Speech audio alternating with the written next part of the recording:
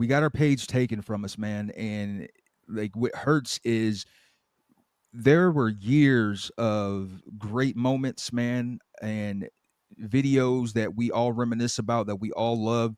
And a lot of that stuff is still available. We still have control of the Instagram and the TikTok. One of the Shiloh boys is the aforementioned Terry Funk, and he's sitting there like, This ain't a country music station. Standing screwed me over. Hi, I'm Red McMasters. Happened in the 90s.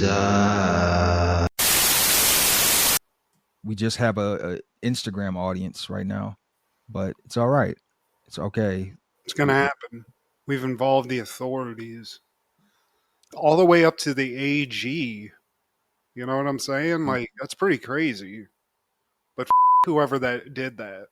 And I'm sorry to use coarse language to our real fans, but somebody stole access to our social media page on the Facebook, and just like to give them a big suck my D, however you say that, for wherever he's from.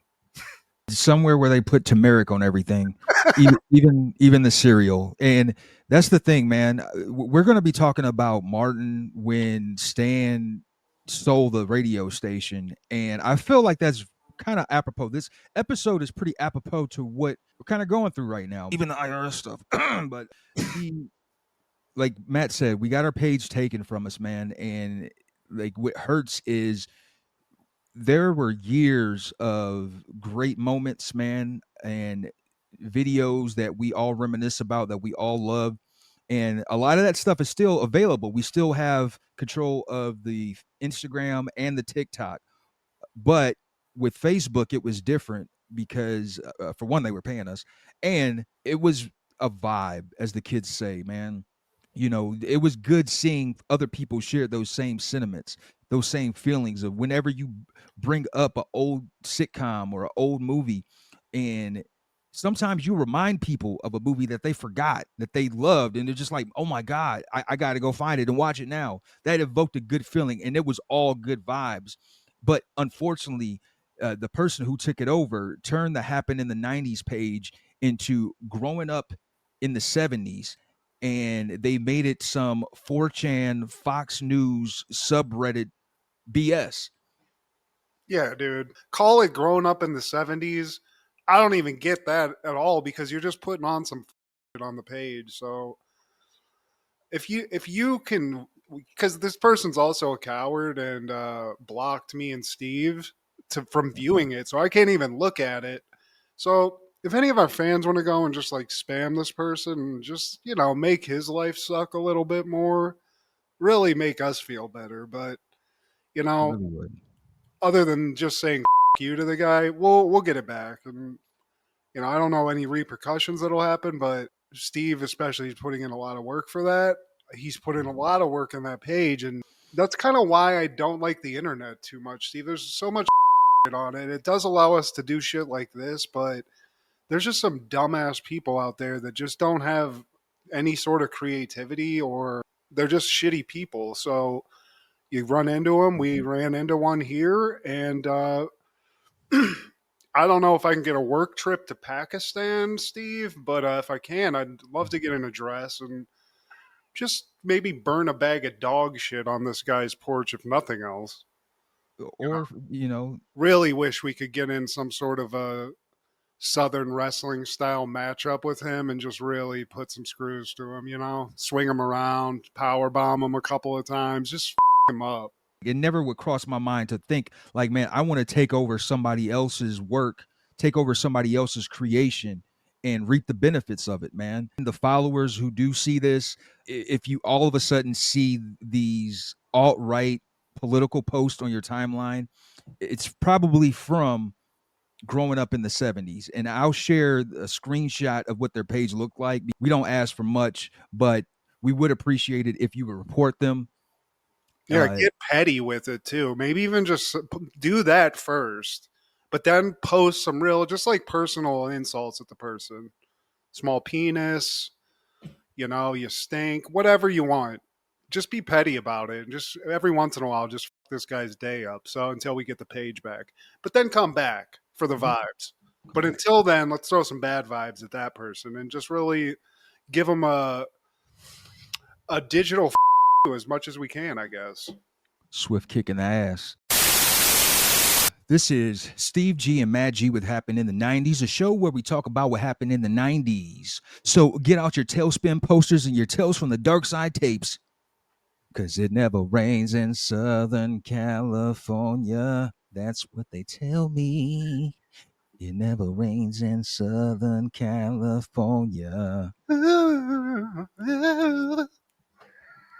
Now it may be cold on the East Coast, but on the other side of town, it never rains. Steve. Do-do-do-do-do. Hell yeah. I'm glad you Do-do-do. brought that one up. That's my personal fave. But Today, my guy, we're talking all things May 8th in the 90s. That's what they tell me. Starting off in 1990, Tony released The Revival. And this, to me, is the one, Matt. I mean, it is. I never liked the cover art to this. It's like diner signs or like, so I don't know what the vibe they're trying to go for. It doesn't kick in the 90s for me.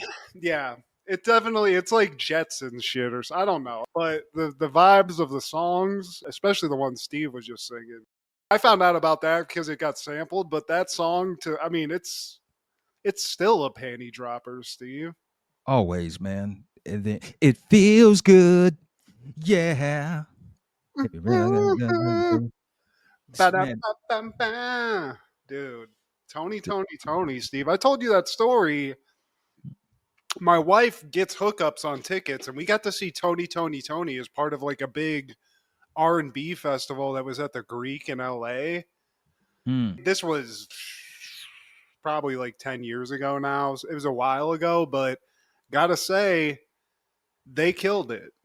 And I was looking forward to it. I mean, everybody there knew who they were, but the people I was with were like kind of younger. Like my wife's 4 years younger than me, so I think she might have missed out on the Tony. But yeah, I was thrilled, dude. Dude, But I didn't know about Tony until I was an adult, you know.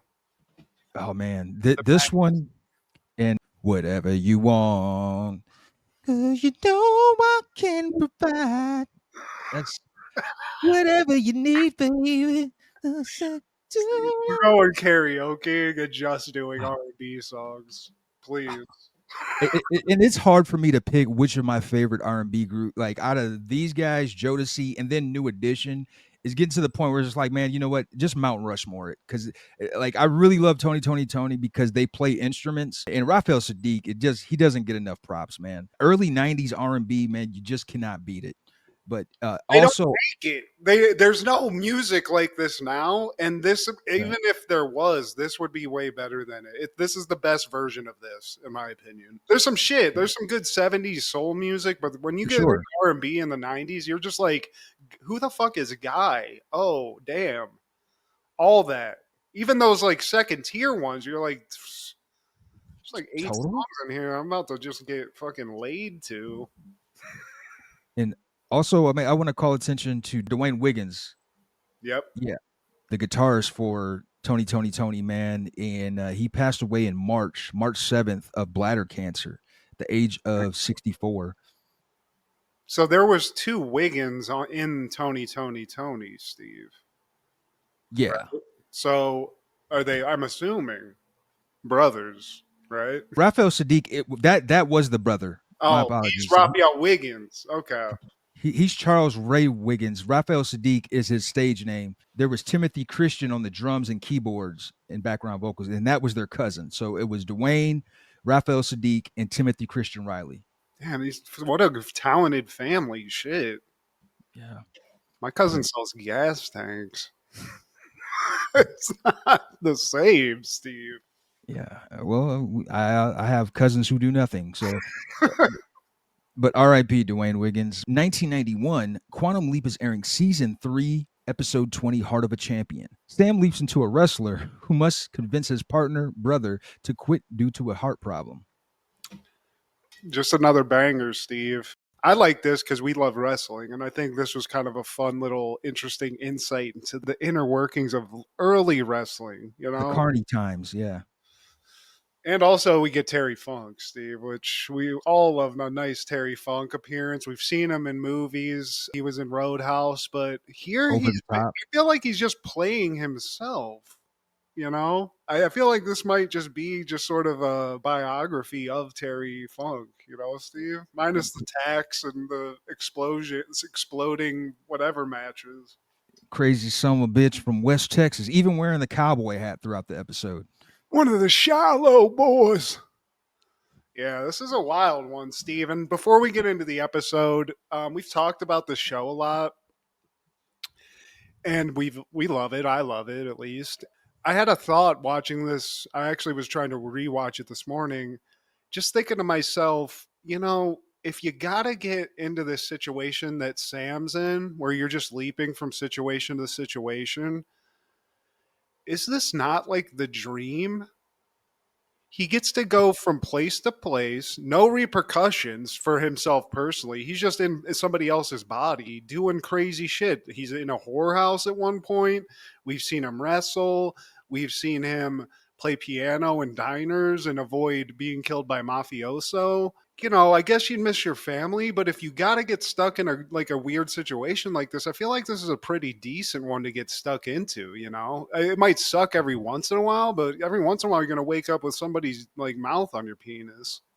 And that's pretty cool. Well, depending on that mouth on the penis, you never know. Sam finds himself in some dicey situations. But hey, even if it is a dicey situation, you're like, ugh, you just are going to leap out at some point. It's Delete. yeah, you're gonna get. It's like the lady in fucking Kingpin. You wake up and she's like, ah. But I just thought that, you know, I just think, you know, sometimes these shows, it's a bad rap these people get. But Sam, he gets to jump and have a little fun every once in a while, and when the fun's over, boom, he gets to go to a new fun situation. There's a lot in Quantum Leap to unravel. It's a very complicated show. It's a very deep show, Steve, as we're going to find out in this episode. Because Sam, he leaps into a wrestler, and he's in a tag team apparently. And the person that he's wrestling in the ring, he puts him in like the helicopter spin, the gorilla monsoon. I feel like that was a go-to. That was like one of the impressive early wrestling moves, you know? I don't know how effective it is, like speaking like logistically, but it looked pretty cool. Yeah, I mean, it's taking a lot out of Sam because he gets dizzy, and then eventually he does get some offense. Then out of nowhere, he gets this Patrick Swayze roundhouse. Yeah, he like because he comes to in like chaos, and he's trying to figure out what's going on.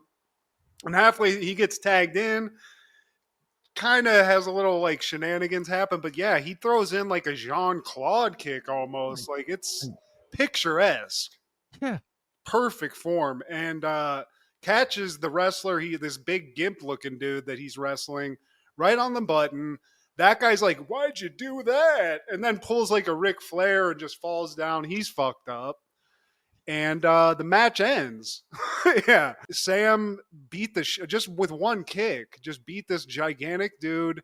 Garbage. It starts turning into when Hulk Hogan turned into NWO. Garbage is just being thrown into the ring. The Carney, like, announcer guys, like, going through it. And then Sam's tag team partner picks the mic up. And I gotta say, Steve, this guy has mic skills because their gimmick is they're Russian wrestlers, you know? So he's like, you capitalist pigs, eat my shit. You know, he's throwing some real heavy Russian shit in there. And they're loving it. Eisenhower's a pussy. Just go home and eat your fucking Salisbury steaks, you fat pieces of shit. And they start calling out the local champions, the Shiloh boys, even pull out a poster of them, start going to town. One of the Shiloh boys is the aforementioned Terry Funk, and he's sitting there like, what the fuck? Motherfucker. Got a hot piece of A next to him, too, Steve. A nice little sensational sherry on his arm. You know that's her name, right? Is that her name for real? Sherry Shiloh. Oh, damn. Hell yeah. Triple S, Steve. And they go into the back. I do like Sam this whole time. Like, he knocks this guy out, and he's a wrestler, so you're supposed to like not break kayfabe. But he doesn't even have like an accent. He's like, "Oh man, I didn't mean to hurt this guy." Yeah, Sam, he doesn't understand kayfabe because when he makes it back to the locker room, he's talking to his tag team partner / brother, and he hears him talk in a regular American accent. He's like, "Wait, you're not Russian? Of course not. That's her gimmick." Yeah. His brother's like, "Man, where'd you figure out that cool move?" You know, because as they're talking, he's basically telling Sam wrestling's fake, and Sam's like, "Wait, you know the results before the match?" And he's like, "Yeah, time and who wins, unless it's a championship match, it's everybody for themselves or whatever. Anything goes," which is weird. Ronnie, that's his name. Yeah, Ronnie. Ronnie's a stud, dude. If shit, he's the star. Until Sam breaks out this John Claude shit, which I guess they never saw in the 50s. This is like when they first saw like a slam dunk in basketball. Everyone's like, "Holy shit, spinning kicks? This guy Asian?" The promoter, he comes in there and he's like, "Look, man, next time you invent a move or something, let me know so we can let everybody know. We all got to know about this shit because nobody's seen this." He's like the pissed off, like, commish guy in a cop show. He's like, "What the hell were you thinking? A minute and 8 seconds. What am I supposed to do with that?" And then they bring in like the gimp with like I love the shisty doctor that this guy has too, who's like kind of real but not. But he's like checking him, and the promoter guy's like, "I got the Shiloh boys on contract to fight Gimpy McGee or whatever." I forget what their the name Mongolians." yeah.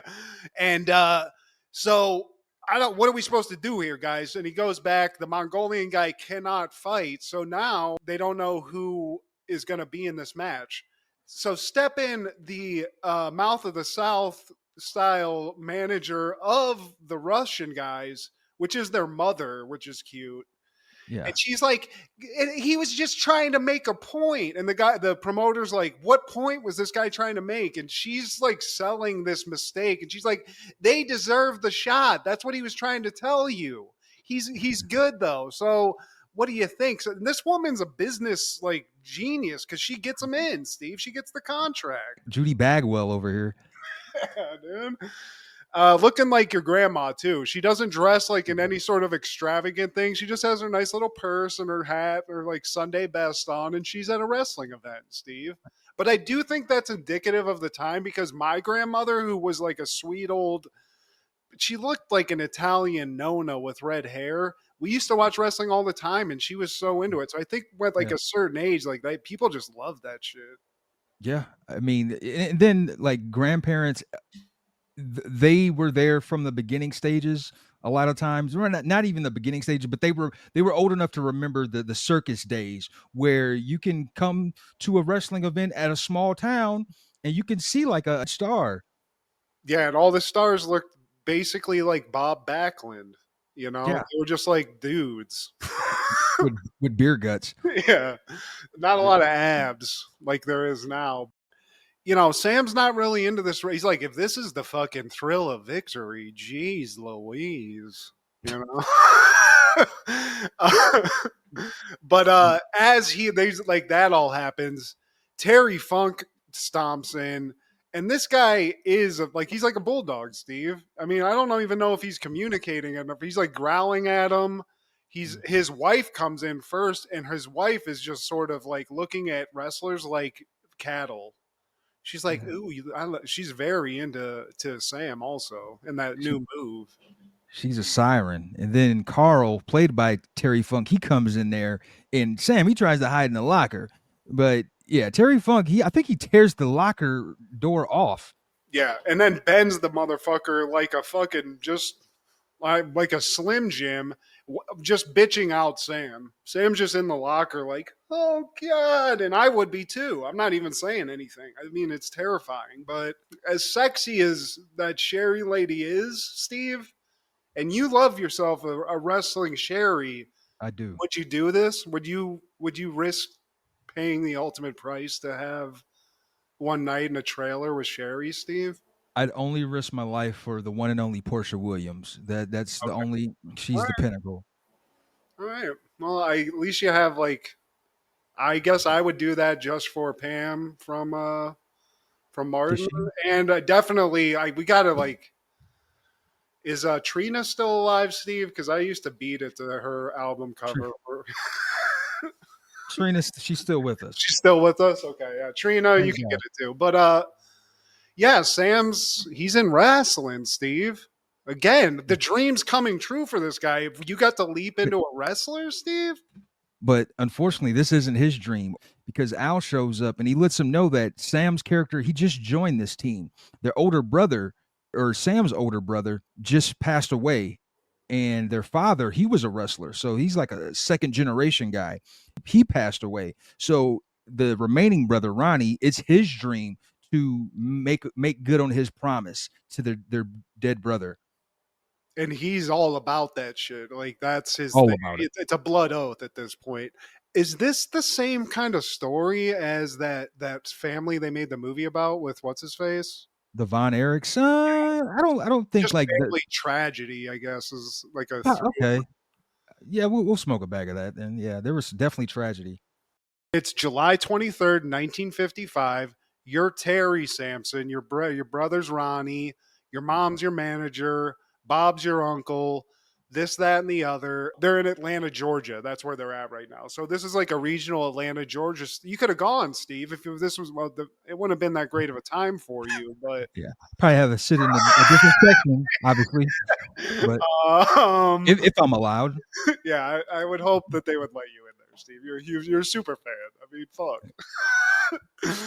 That's it's an impossible movie to make, Steve, but I would love that. Steve just going back, guys. If you make it to the 90s, there was a guy named Bret Hart who was going to fucking fuck your head up. yeah. Oh man, Al. For all that he's got, he doesn't have a lot of info right now. I guess when they get right at like the first jump happens and they're just like figuring everything out, he's still trying to get Ziggy all this information from Ziggy. They're trying to piece this puzzle together. Now they have to wrestle tomorrow because I guess not only were the Mongolians, they had that issue with like they had like the head injury from the kick. I think they got arrested. Al says. Yeah. Which I'm not surprised. They looked kind of rowdy. They're having a beer, they're celebrating, and this is where we find out like this is his everything. Like not only the family shit, like he just wants to be the champion of like he wants to be Bret Hart, Steve. Sam tells him like, look, it's not my dream. This is Frankie's dream. That's their dead brother. You might want to think about maybe we shouldn't wrestle because he's trying to be like passive aggressive in the conversation because he knows something, but he's not going to just be like, if you wrestle tomorrow, you will die.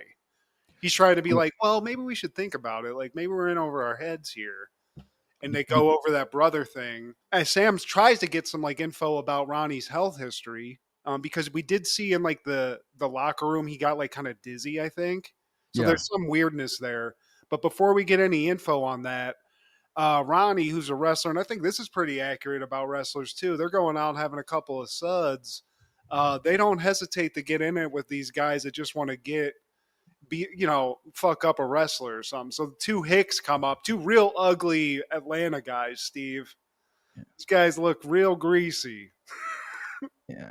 And they want to fight those mean Ruskies because, kayfabe at this time is alive and well. It's like, you foreign bastards coming over my country talking about Ike Eisenhower. Yeah, we like our G.I. Joes and our Etch-a-Sketches.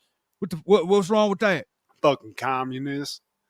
Fucking our slinkies. Fucking your women with their fucking big bushes and their fucking tall fucking shoes and shit. And, he's like, Ronnie's like, dude, I'm a fucking American, bro. It's a character. What idiot. Are you fucking serious? Look at this fucking pussy trying to put on a fucking American accent. That ain't no fucking American accent, Ivan. Yeah, you think we look stupid or something? But and I think maybe Sam gained this knowledge, this karate skill, like throughout his leaps, maybe. Because he two pieces these fucking hicks too. He throws a couple karate kicks, I think. I don't know where he got it, but he put that one away, Steve. He knows how to throw a couple of roundhouse kicks. And I love that. But then we go to Ronnie's. do see he's got a sweet family. He's having dinner. His wife, though, is not about this wrestling life, Steve. She's not even about violence at all. You Yeah, know? like Owen Hart's wife or something. He's putting his son to bed, and Sam sees again that his brother is having some issues. He stops for a moment. He has to catch himself, and Myra, she's worried about Ronnie. This shit's happening a lot. He's waking up in cold sweats. Yeah, Bitch, take and him to a doctor. he'd quit if it wasn't for that promise he made to Frank. Also, while they were at the bar, Sam, that's when he finds out from Al that his brother has a heart situation. He has risk of heart failure. Oh yeah, I think, and yeah, there was something related to him being like he got a disease and it fucked. I think he had pneumonia or something. Something like that. Yeah, where it like messed Rheumatoid. his heart up. Yeah, something. I will get to it. While he's talking to Myra, she's like, "I think your mom would sacrifice everything for that title." And then that's when the mom comes in and she's like, "You know what? I'm gonna go check on my son and Ronnie." So the mom, she's like, she's weak. She's Bitches. worried. Yeah, weak ass bitch. Sam's like, yeah, but she's just worried about her husband, and the mom's like, yeah, but she's a fucking liar too. It's BS. And she's a weak Damn. ass bitch. Yeah. Then Sam asks her if Ronnie has heart issues, and he thinks that he's like, well, I just think Ronnie should not be wrestling right now. And the mom says it's fine. He's fine. She basically is being a bitch too, and is like, well, if you're scared, guess I could find somebody else to wrestle in your place if you want to be a little bitch like the fucking Myra. Fucking bitch ass bitch. Yeah. This family is driven to get those belts. And like I love like how they equate the belt to currency as if like it's $1 million. Everything's gonna change. Yeah.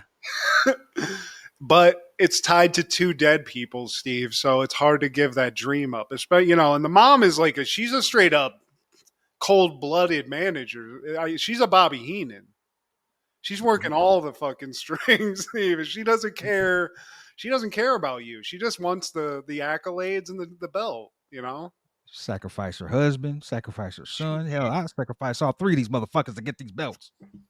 Ungrateful ass motherfuckers. You know how many lies and dicks I've had to suck to get you where you are? I'm like Forrest Gump's mama. Your mama sure do care about your learning. So now we cut to that night. Sam's stressing. Wrestlers, I guess, all live near each other in like a trailer park. It is like a circus, basically. Yeah. Seems kind of cool. And while he's chilling in his trailer trying to figure stuff out, Sherry, she creeps in. Guess he didn't lock the door. And Sam's like, "You're a married woman. I don't think this would be a good look." To who? Who's going to know? He's just at home watching Three Stooges like a dumbass. He ain't going to know nothing. Yeah. Right after she says that, Carl comes in there, knocking on the door. Where the fuck are you, bitch? Oh, God. Sam's stuck. Al comes in and is like, man, this bitch she loves doing this shit. That's all that he just has some tea to share on. He's like, this bitch is messy. Yeah, usually I don't kink shame, but in this situation, yeah, she a messy broad. She likes getting dudes fucked up. And as he's telling him this, Terry Funk is like chewing through the door. He's like, just he's a rabid human at this point, Steve. He's gone rogue. And Sam even calls her out like, you want me to get beat up? A girl's got to have a hobby. I mean, if Terry Funk gets a hold of him, he's gonna literally pull his arms off like Chewbacca does to stormtroopers, just full like medieval shit. So Sam gets up like through like that little escape hatch that all trailers have on the top. And Terry, is like, just like, you bitch. But I think secretly Terry likes this too. You know what I'm saying? This is like 2 ways where he comes in, he gets all heated up. He's rock hard right now. And they just start banging, like fucking each other up like Terminators. Next to a dead body. Side note, through shoot interviews, I found out that this was actually one of Rick Rude's hobbies as well. Like he would go to people up. He would go to the bar with this girl and he would pick out a guy like, yeah, go flirt with him. And then she would go my forward, hey, you talking to my girl? And it's Rick Rude. Of No, course. Mr. Rude, no. And he beat their ass. Oh my god, that's cool. That's not cool, actually. It's not cool, but it's Rick Rude, so like he gets all kinds of passes, I guess. He escapes that. Terry rips a door off another thing. I mean, this guy can fuck up a door. Anything with hinges, it's coming off if he needs to get in. So great on him. As he escapes, like Sam's talking to Alan, he's like, this family's crazy. I can't do anything. This guy will wrestle. I could cut his leg off and I think he'd wrestle. This is getting out of hand. So let me go above everyone and talk to the promoter. He's like, look, you got to cancel this match, man. I don't think it would be a good idea for Ronnie to wrestle. And the promoter's like, this is short notice. And Flyers, man. Flyers made and everything. He's like, well, this is like actually like a health thing, which, if your wrestlers are dying in ring, like it might not be a good look for you. So he basically like blackmails this guy into being like, all right, have him come. We're going to have the doctor look at him tomorrow. It's all good, whatever. And again, I have to shout out, you do have to live in a trailer, but they're wrestling 24/7, Steve. This is nighttime wrestling in a ring out in the middle of nowhere. And I think if I ever get rich, I'm going to have a professional wrestling ring that we can practice on just to fuck ourselves up. Just a personal dream of mine, Steve. So he's done it. He went around his brother, around his mother. He's basically blackmailing this promoter. Cut to the next day. He's not telling Ronnie any of this. Ronnie comes into this fucking thing and he's like, man, I think the Shilohs are trying to fucking besmirch me. Trying to get me, because I guess like I said at the beginning, championship matches, Steve, doesn't matter. There is no story. It's anything goes. So I guess technically anybody could win this. It's not a foregone conclusion. The ending's not booked, but the promoter, he shows up with a doctor the next day, and doctor, he gives him a little fake examination, puts the little stethoscope on him. He's like, yeah, fit as a fiddle. Little congestion in his lungs, but Sam's like, wait, hold up. What about chest x-rays, EKG, MRI, a CAT scan? A CAT scan? What are you talking about, mister? That doctor's head's going to blow up whenever those things come out. He's like, holy shit. Who was that guy? Maybe he was a Russian asset. He knew all this shit. Yeah, fake doctor. Sam's calling out. He's like, get him a fucking stem cell transplant on his neck. Throw in a couple of T cells. And the guy's like, are you fucking, do we need to throw you into the loony bin, sir? Brown shaking ass. Yeah, Ronnie's like, look, I told you, dude. Look at this. I'm a fucking stud. All right? I'm way bigger than you. So shut up. Watch this shit go down. So Sam's plan, it's kaputs. He cleared his medical exam. Al's pissed off. Al's like, what kind of quack doctor is this? He is a quack. Let me see something real quick.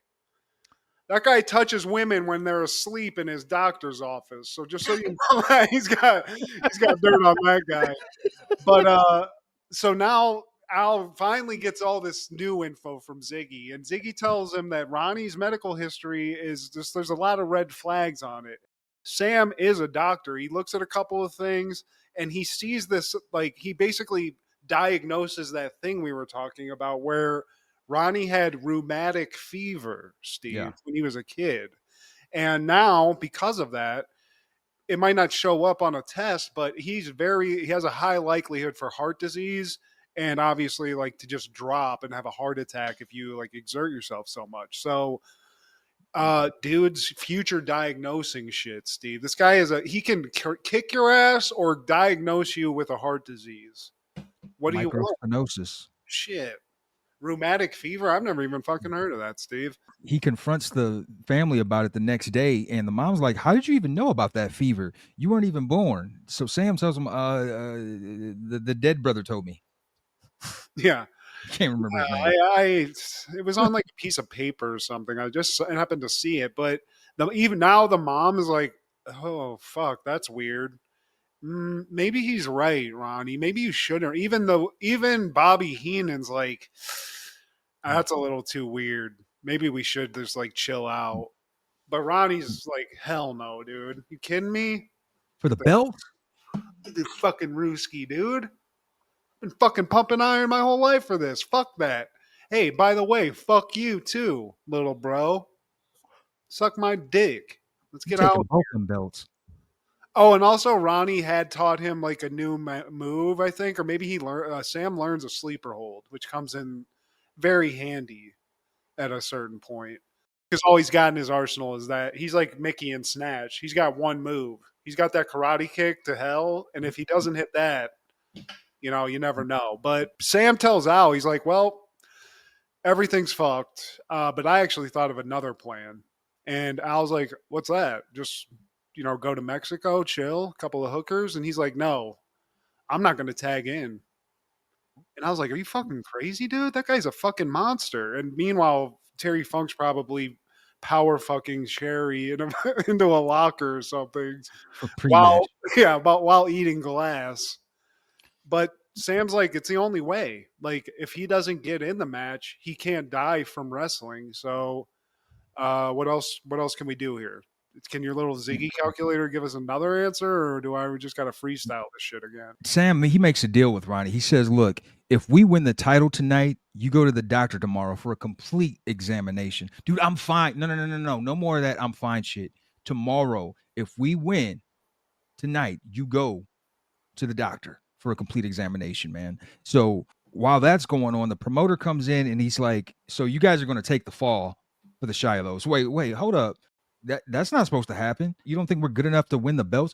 It's not about that. You guys are the bad guys. How would it look for my company if I let the foreigners come in and win the belts, let you guys be champions? You can't, like, this America.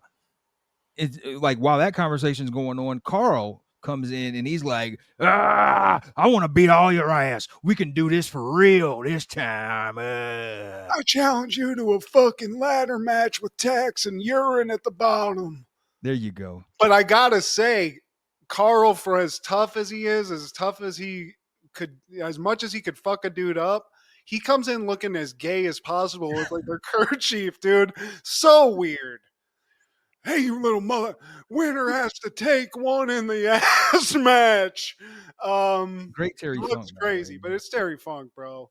Basically, the booker's like, you guys are Russians. You're the epitome of evil. So if I let you win, we're going to get torn apart. You're going to get torn apart. Your mom, everybody. We're all going to die because these are Southerners. There's a guy in there with a fucking pitchfork, dude. And then Al comes up again and says, Ziggy just told me there's a strong possibility Card could kill you. Man, fuck the statistics, though. He's like, yeah, Ziggy can suck. What does Ziggy have to say about sucking my dick? Yeah. Anywho, let's get out. He says that's not likely, Sam. But shout out to Al's gear in this episode. He's rocking like a Dick Tracy hat that's green. It's like, and he's matching, like, it's very player. I mean, he can, again, like, I think you're right. He has the ultimate sitch. Because he'll come in looking like a fucking admiral in the Navy sometimes. He's got military shit on. Maybe he'll throw on a nice little leisure suit, little fucking Hugh Hef every once in a while. He's just getting high in some kind of weird digital computer love room, Steve. Shout out Dean Stockwell, man. He was a cool dude. R.I.P. to him, man. But from the great state of Texas, here we are in the big match. We got the Shiloh boys against those wild Ruskies. And the guy wrestling, that's the other part of the Shiloh boys, is this. I mean, they found the sloppiest dude, Steve. This guy is not wrestling that long either. He's eating a lot. Looks like he puts butter in his milk. Yeah, that's his weight gain. Sam, he has to pray to God, Steve. The bell rings. Terry Funk's getting to work on him. He's baking. He's just trying to like avoid it, running, juking and jiving. Basically, he just starts getting fucked up. He takes every move that you can. He gets back broken, fucking pile driven, all of it. Every porno move you can think of. Spear. Yeah. Suplex, DDT, elbow dropped, all of it. He don't know how to take a bump, Steve. He's sitting here taking these. This is real deal. Stiff as fuck. Take a real DDT. You're gonna be all fucked up. But eventually, Sam slaps this sleeper hold on Carl, and he's got it right at that pressure point because just like Stone Cold in WrestleMania 13, he's just out. God damn it. I would be at my kid's birthday party, but I had to wrestle Bruiser Brody in a winner takes it all tack and exploding grenade match. Winner gets a fucking big ass steak dinner. But good plan, Sam. You did it. You slept her. I mean, you took down a giant too. I'd feel like a badass. I might fuck his wife after that. You just feel you're on top of the world. You might. It might be like wrestling rules, like the rules of the road. Like when you take a guy down like this, you inherit the puss. Yeah. You know, you have to. You have to mark her. You got to sit at the corner of the bed and watch. But they get pelted with garbage, Steve. You capitalist pigs! You donkeys! Also, Al comes in. He's like, hey, boop, boop, boop, boop, boop. Ronnie's good. Good job, bud. Yeah. A deal's a deal. He owns up to it, man. He's like, look, all right, I'll go to the doctor tomorrow. And they find out he'll be okay. He just needs some medication for his heart. And even his son will eventually become an Olympic wrestler, Olympic gold medalist, I think. Kurt Angle, Steve. That's where he came from, I think. That might be the lore here. We figured it out. It's true. Terry gets drug in, and Sherry's berating him. You know, you loser. You fucking loser. I should have fucked him in the fucking trailer like I wanted to. Look what you did to my baby. And then he's looking at that ass, though. She is, like, dude, she's sensational, Steve. I got to give it to her. Oh, she fine. Get it. Oh, she fine. And I was like, look, man, I would do it, but I wouldn't feel it and she wouldn't either. Come on, Sam, go ahead. Nah, I can't. And then he just like kicks her. Like I did dude Matt freshman year. Steve kicked me in the ass, dude. And that's what initiates the next leap, Steve. He gets a nice ass kick in on this crazy slut, Steve. Just a crazy, lascivious woman. And then they end up in a bomb shelter. Yeah, he's just like, it's something crazy because he has like a gas mask on. And everyone's like, oh my God. So this is where it might not be that cool. I'll give you that. It's one of those situations, man. But another great episode of this show. Another great Terry Funk acting job too. Shout out to the Ledge. Not only was he a hardcore legend, but had some acting chops, Steve. Can't forget about Over the Top too, man. Over the Top. Hell yeah. That's his opus. Roadhouse? Roadhouse, I feel like he wasn't featured enough. Over the Top, he was like, I feel like he was heavily involved in Over the Top. He was the heavy. Hell yeah. Shout out Terry Funk, dude. He's a legend. Hardcore and everything else. That following year, 1992, Poison Ivy premieres. A seductive teen befriends an introverted high school student and schemes her way into the lives of her wealthy family. Directed by Kat Shea, starring Tom Skerritt, Sarah Gilbert, Cheryl Ladd, and Drew Barrymore. Dude, Steve, this wasn't the one. This started it all off, the series, but for a young teenage boy in the 90s, this was just a very great, for me, three movies that really just made a mark on a lot of gym socks in my life, if you know what I'm talking about.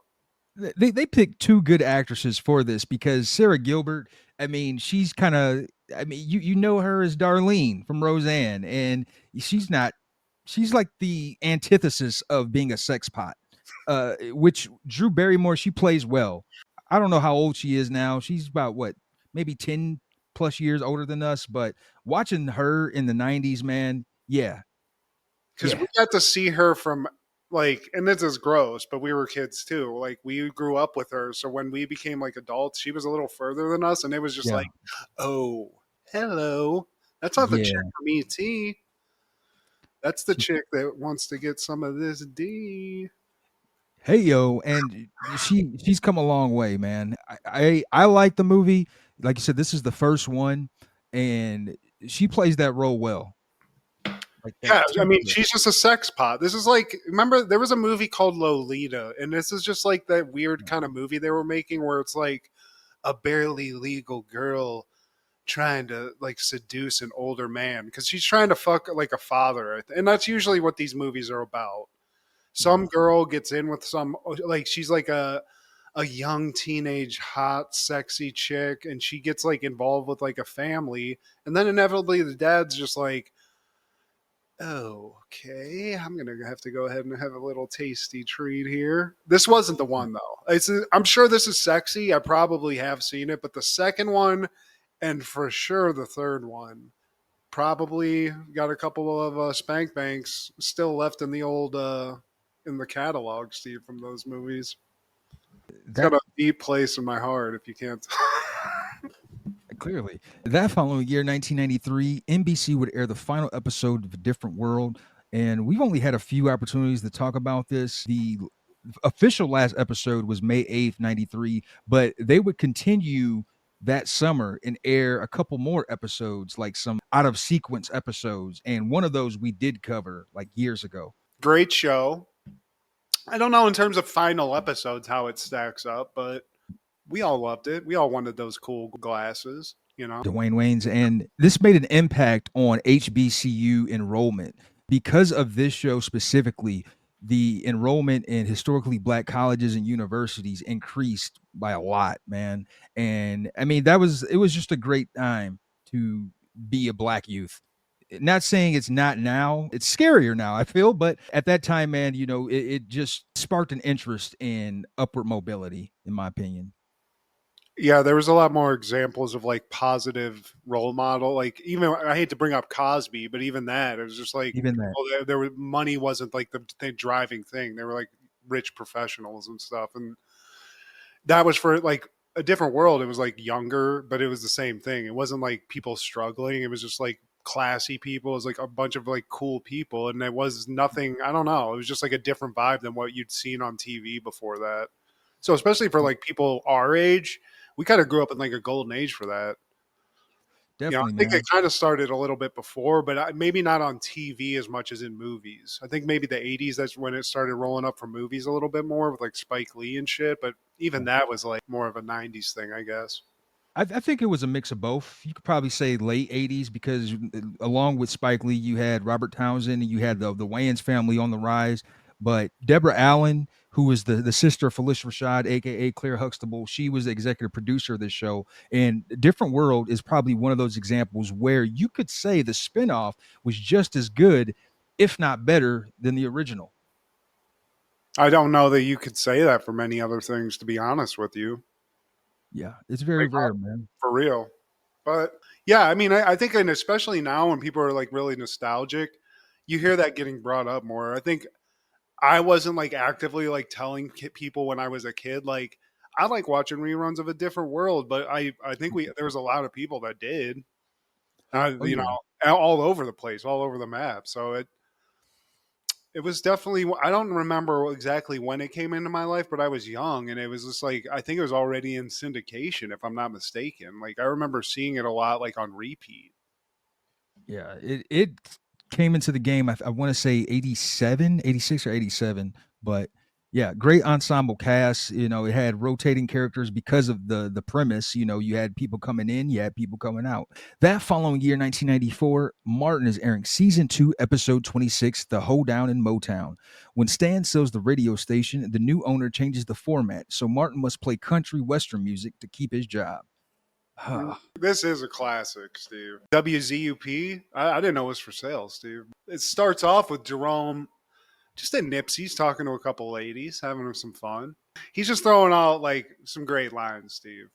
He's really macking pretty hard. It's Jerome. But then I think this guy's name is Shag, but the guy from the fucking barbershop, Yeah. he comes in. And I like this guy's vibe, Steve. I think he's cool, and he's got a cool little lisp and look. And he unfortunately doesn't have a lot of tact because he just walks up to Jerome mid-Mac and is like, I just want to just say I respect you. He's just like interrupting a man and just right mid-Mac, Steve, basically. It's me, Lil Dog. I want to be like you, man. I heard you got all the honeys. First of all, who is you? I'm Lil Dog. I'm Lil Dog. He basically is like, all right, let me give you some game. Watch me work, little dog. And he goes up to not the girls he's been talking to because they're here. There's a couple other ladies further down on the bar. He walks up to them. He proposes Mona Lisa because you most definitely a work of art. And the girl's just basically like, ew. Girl, I want to drink your bath water. It's all right. Breath smell like a whole bowl of sausages. But as he's getting rejected, Jerome turns around and dude, little dog is now big dog because he's got them all around and they're fucking just putting their fingers through his really weird hair. He's got a gold tooth. They're loving it. Jerome's not appreciative, Steve. That's disrespectful. Where you going with my fresh buns? Where my buns going? You heard what the man name is? Lil Dog. How you gonna get love and affection when he can't even get a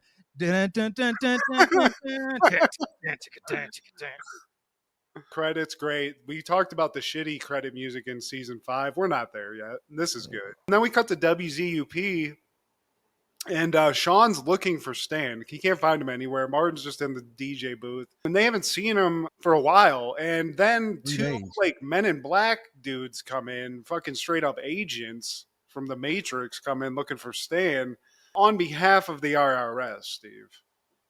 Looking for Stan Winters. I think this is the first time we find out his last name. And they're playing dumb. That's name, Steve. Like, Stan who? Stan Winters, you know, the owner of WZUP. Oh, Stan. Oh, he's in his skin. Bitch. Yeah. They're not giving up anything. They don't give Stan up, even though they're looking at the FBI or whatever. And the guys are like, well, hey, you know, we're going to go, but you just need to tell Stan he's got 1 week to pay up. Or WZUP, we're going to knock this building down. We come back to Martin's. We find out Stan hasn't paid his taxes in 20 years. Cole's like, man, I don't know what we gave them money for anyway. All they give us is cheese. And then Sean comes in with a tape, Steve. This would never happen now. He comes in with a tape. They throw it in, and we cut to the tape. Stands in like a chair. He's basically, it seems like about to get some sort of crazy plastic surgery to hide his identity. Yeah. He's like doing like make me famous shit where he's like, give me Albie Shure's brows and give me this and that. Give me Yaphet Kotto's nose, Mick Jagger lips, and Albie Shure's eyebrows. It's actually one brow, Steve. It's just one continuous brow, to be honest with you. But Stan then takes a minute. He's like, Martin, I need your help. I need $20,000 to help me pay the government. Also, that last check I gave you might bounce. So maybe don't try to just give me a couple weeks. The man is on my ass, Martin. I need your help. I know I siphoned the gas out your car, stole some money off your desk, but I need help, Martin. Damn. But Martin's stunned, Steve. And also, just a side note, you have probably one of the most accurate stands of all time. So just shout out to that. But, you know, Martin's stunned. He's potentially unemployed, but Pam loving it. Loving it. Looks like you're going to be out of job, bruh. But Martin's got a plan. He's like, you know what, man, Stan, if he loses this radio station, I'm going to lose my job. So we got to figure out a way. And Tommy's like, look, how you going to come up with $20,000 in such a short time? Look, Tommy, I'm stressed right now. I don't have time for bald-headed reasoning. Hey, matter of fact, everybody get out. You Black Eyed Peas, get up out of here. Afro man, you get up out of here. And then Cole's like, oh, what about your woman's head? Ain't nothing wrong with my head, Cole. Yeah, she's got a little like short due right now. So he gets everybody out, and then we cut because he's got to work quick here. So he's only got a week. So we cut to the Stan Aid Radiothon that he's putting on at WZUP.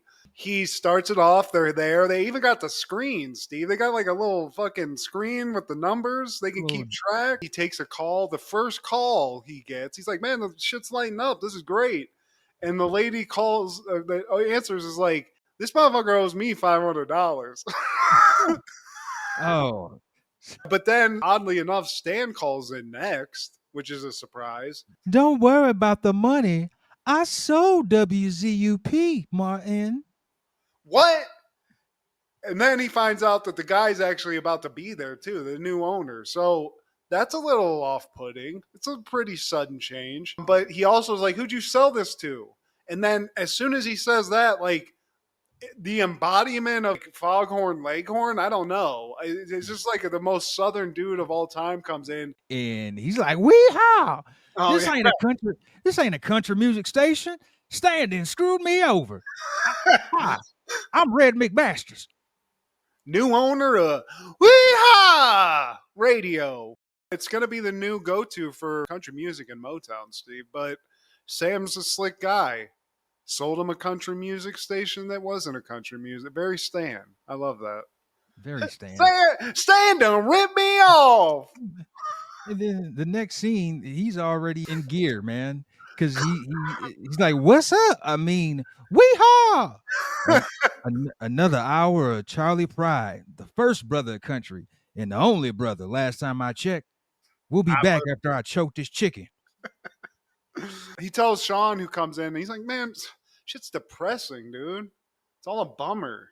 And Sean's like, actually, I'm from a trailer park. It just reminds me of home. Yeah. And I get it. I feel like I'm the man. But this is where Red comes in, covered in soot. He just got done putting out an oil rig fire. He's fucking putting soot in the air. And Martin's like, look, man, the format isn't working, okay? This is Motown, Detroit. And I know a city is scary for a little country boy like you. He's like, what with all the horseless carriages going around? Flying machines in there. But Red's like, you know what? We're going to crack this egg, Martin. You're going to do it. I think you can. He's like, give me a wee-haw right now on air. I want to hear it. Give me it. Give a little wee-haw. Dance, boy.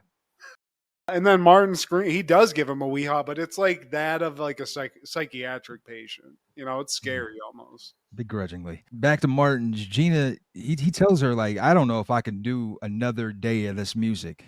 Every time I play it, I feel like you sneaking around on me, Gina. Drinking, fornicating. What you doing? What you doing, Gina? Charlie Pride can't just get me through this.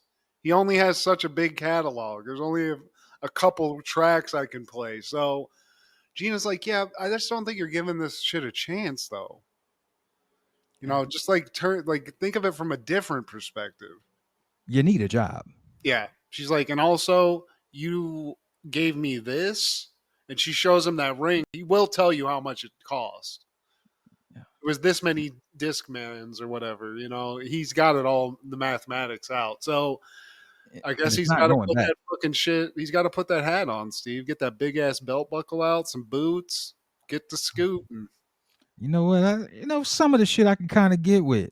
One day I mix some Snoop Dogg's gin and juice with it. You know what I'm saying? Rolling down the street. But back at the station, he's like, yeah, this here, Marty Payne. They even have a song, him and Sean.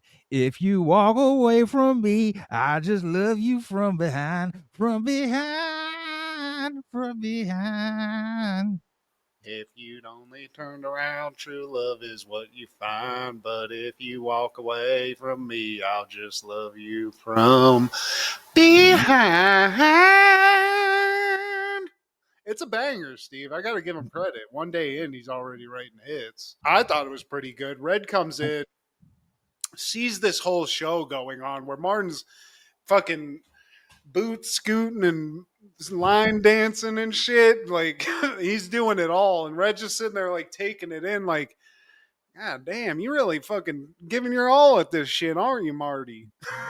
Yeah. You know what? At first, I thought it was all about downtrodden music and just making people sad.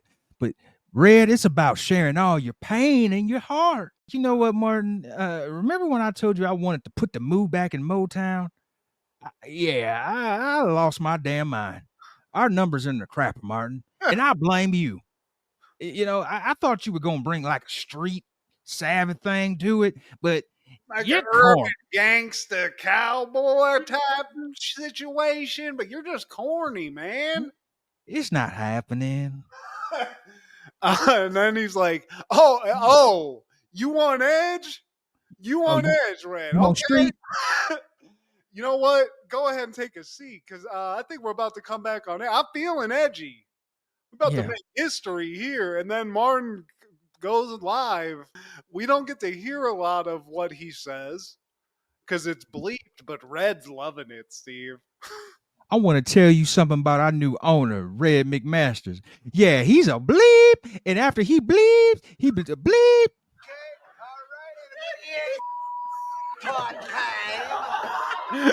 Yo, I love it in parts of it when you do hear it. He's always like part time, taking a little sheep, little beep, all the way up in the beep. And we'll be back after he beep his beep. Red's dying, Steve. And I feel like whatever he is saying that's getting bleeped, there is a legit reaction from Red, or he's just good at acting like he's laughing really hard because he's dying. They cut. Martin's like, "How's that for edge, Red?" And Red's like, "You funny as hell, Martin. You fired." And you fired. Yeah. What? Clearly Martin wasn't expecting that, but he picks up a trash can and goes a little Spike Lee and is like, "Radio!" and throws that shit, but it doesn't do anything, Steve. I like that shout out considering he was actually in that movie too. Hell yeah. But he's fired, Steve. That's it. That's it, Steve. We do get credits. We get a bunch of bloopers that are hilarious. This guy, Red, whoever played Red McMaster, he was having a great time. My own rig caught on fire. I feel like this is one of the quintessential episodes. I remember this one a lot for whatever reason, and it's great. And it's kind of like his experience on SNL, where most of it was bleeped, but probably hilarious, you know? Man, he actually called attention to that in the following episode when he's like on the search for another job because he says, I looked at every radio station, even WNBC. I guess they banned me. It's like somebody banned me, Gina. But Garrett Morris, he was unable to physically appear. They had to, maybe this is part of the reason why they had to do the video. I don't know if this was part of the storyline, but he was robbed and shot while walking to his car. Damn. Yeah, once in the arm and once in the chest. And this was actually, I think, his last episode as a castmate. He would show up in the Rhythm Spoons episode, but yeah, as a castmate, this is it. Fuck whoever did that. Damn. Trying to shoot fucking Garrett Morris, a living legend. Yeah. That sucks. I never realized that. I guess that makes sense, but what a shitty reason he wasn't on it. That fucking blows. People suck, man. 1995, Filter releases their debut album, Short Bus. This is it, Steve. If you're this was the Filter album I liked, and then they came out with that one that was like, "If you take my picture." But this is it. I mean, "Hey Man, Nice Shot." This shit gets me fired up. Oh, yes. A lot of screaming, a lot of loud guitar, and that's it's fucking hardcore. So I don't know where they flipped into the mainstream. Awake on my airplane, awake on my airplane, my spirit's dead. I feel like a douchebag. Hey, I don't want to hate on Robert Patrick. No, not badass. Robert Patrick, definitely not, because he was Terminator 2. But Richard Patrick, he's the little bro of Robert Patrick. Richard Patrick is the lead singer of Filter, the younger brother of Robert Patrick. But yeah, Hey Man, Nice Shot, man. This it's the quintessential like hard rock song to me, man. And I remember ECW promos, they would use this song a lot. It's the first thing that comes to my mind when I hear this song, because they would play it and you would hear Paul Heyman's voice over it. Sabu takes on the intervener of violence, Tommy Dreamer. And you hear that, "Hey man, oh my God, have fun." Hell yeah. But this is a banger. This is used a lot in movies, and it's just a banger of a song. I'm looking at the track list, and I know there was like 3 songs on this that I used to play a lot, but I can't remember what. I think Dose is another one too, but I'd have to go back and listen to the full album. The Hey whole man, album, we all know that motherfucker. That was it. I'll Yeah. still fight somebody if I hear that at the right time. And like the whole album slaps, bro. And like it's a pump up song. I needed this. Filter, thank you. You hit me at the right time, Filter. 1998, Deep Impact premieres. A comet is discovered to be on a collision course with Earth. As doomsday nears, the human race prepares for the worst. Directed by Mimi Leader, starring Robert Duvall, Tia Leone, Elijah Wood, Vanessa Redgrave, Maximilian Schell, and Morgan Freeman. I'm the president, and I can't do any. This one, I feel like here's what happened. They made Armageddon. I feel like Armageddon and this came out maybe in The the same year. They did. Armageddon was the goofy, kind of more entertaining one. This was more of like the cerebral, like what would happen if we were put in this situation type thing. It's kind of boring. Yeah. It's kind of boring, to be honest with you. But there's Can't get it. the destruction that they show when you get to that actual part of it, which is not that much of the movie. I feel like they pulled off some of that pretty cool, except for Tia Leone looking at a gigantic wave coming at him. I thought that's a little chilly, but you know. I can't get into it, man. The world, the comments coming. I can't get into this Neil deGrasse Tyson shit. Like, give me murders, give me titties. It's just my taste, Matt. Fuck that. I'm not even gonna downplay Well, it. they introduce like cool shit in it because in the movie there's like a lottery to see who can go to like underground bunkers and stuff. So like, I think that's like a cool premise, but that's not like they don't like focus on any one thing. There's like so many things that they're like showing you, and it's just like, all right, we're about like 2.5 hours in here. Can we just fucking all die at this point, please? Yeah, You know. and I didn't even bother to watch because I'm just like, man, I'd be forcing myself. You know, I'd rather watch all the Poison Ivies in one day than watch Deep Impact Get once. dehydrated if you do that, Steve. Watch Yeah, all 3 of them and back to back to back. Yeah. Come all fucking 10 pounds lighter. On that same day in 98, Woo premieres. Gorgeous and extroverted Woo meets insecure and straight-laced law clerk Tim at a blind date. Directed by Daisy Von Scherfermeyer. Starring Tommy Davidson, Jada Pinkett Smith, Dave Chappelle, Paula Jai Parker, LL Cool J, Darren Heath, and Dwayne Martin. I don't remember this one specifically, but I know I've seen this, especially when I see the cover. And this was when I thought Jada Pinkett Smith was not a psycho or this like a not cool person, and I really wanted to have her just sit on my face till I suffocated. She was always a hottie in the 90s. Low Down Dirty Shame, Jason's Lyric, This, Different World. Demon Knight, Steve. I'm gonna keep bringing it up. She was hot as fuck in that movie. Dave Chappelle, though, early Dave Chappelle. Yeah, early Dave Chappelle. Dude, you got him and Tommy Davidson in the same movie. I didn't like the movie. You didn't utilize them for what they're good at. You're getting neutered versions of Tommy Davidson and Dave Chappelle, man. And I didn't care for Jada Pickett's little muffin top hairdo. I don't know, like she's still hot. Yeah. I wouldn't kick her out of bed, but I'm just saying, like, it's just like, what are you doing, Velma from Scooby Doo? It is very that. Yeah. I don't. Yeah, but this was early. They didn't know the magic that they had. I feel like Tommy Davidson is crazy because like when you use him for what he's good at, he always delivers, even He's if it's going to deliver seconds. every time, bro. So much to the point. 30 years later, they made a spinoff off of his one-time character. That's how dope the man is. Yeah. So that's disappointing, but this is like one of those movies, you know. There was a lot of these. What is the other fucking movie I'm thinking of with 2 of them that has fucking There are a lot like this where there's this temptress hot chick and she's being, oh, I don't know what's a pussy. I don't know.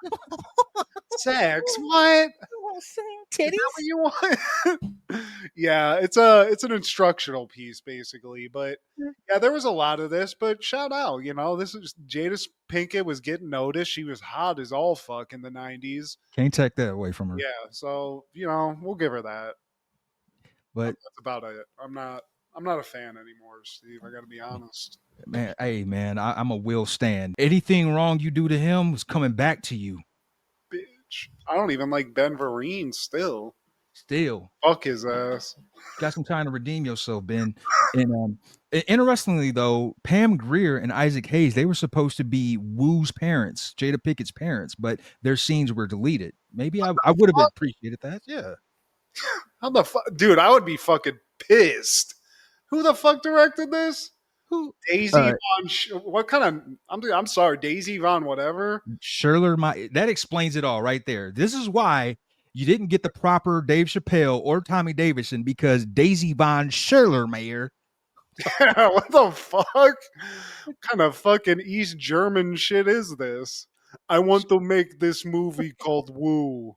It Tommy is about Davidson. being black. I love Tommy Davidson's black humor. It's great. I know. I want to see what Daisy Von Schnurm. Oh my God, Steve! You gotta look up Daisy. The fact she made this now, this is some fuck shit, Steve. I don't like this. Different ways to piss me off. God, I like LL Cool J. I don't like any of these things, but I make lots of money when I do. Who Dave Chappelle? What? Who? Yeah, she's got a strong jaw. She is fucking very white. So Daisy, I mean, come on. I would love to talk to like Tommy Davidson and be like, what was this movie like to make? Hey man, I needed a check. So that was a weird one. I didn't expect that to be the director, but hey, you know what? Maybe she's a great director. I don't know. The show. Well, it got bad reviews. As it should. You know, it made $8 million and it had a budget of 13, so it didn't even make its money back. It's tough. Of course, it shouldn't. It doesn't deserve its money back. You think the soundtrack was good, Steve? This seems like one where you'd get like a weird, like weirdly good soundtrack. I mean, if LL Cool J was in the movie, maybe he lent a hand. Billy D. Williams is in this. I'm looking down further. Orlando Jones is in this. Orlando Jones, yeah. Fucking Foxy Brown's in it. There's a okay, yeah, Foxy. Okay, she's halfway up. That's crazy, but hey, you know what? That's the '90s, Steve. That following year, 1999, we would lose American actress Dana Plato at the age of 34. Famous for her role of Kimberly Drummond on Different Strokes. I think her last public appearance was on the Howard Stern show, if I'm not mistaken. Because I remember, like, I would religiously, just like you, listen to Howard Stern on the way to school or getting prepared for school. And I remember this episode where, you know, Howard's just grilling her about, like, what's going on. Because we had already heard about the Different Strokes curse at this point. You know, Todd Bridges, he was having his troubles with drug issues, and you know, Dana Plato, it was the same deal, and she passed away from an overdose. She was on diazepam. That seems like a Michael Jackson drug. And actually, it was the day before she died. She appeared on Howard Stern's show. I always remember her because she was in this shitty ass game called Night Trap that was on Sega CD. That was like one of those games where you had to like just hit a button like while a video played. I actually never was able to play the game too much because I couldn't figure out how to like succeed in it, but it was cool. It was like one of those first games where they used like real video. It looked like crazy. It was like watching a movie, you know? Yeah, especially for that time. Yeah, she was like the main person in it, I think, but shout out to Sega CD too. See, innovative. She was in an innovative video game, Steve.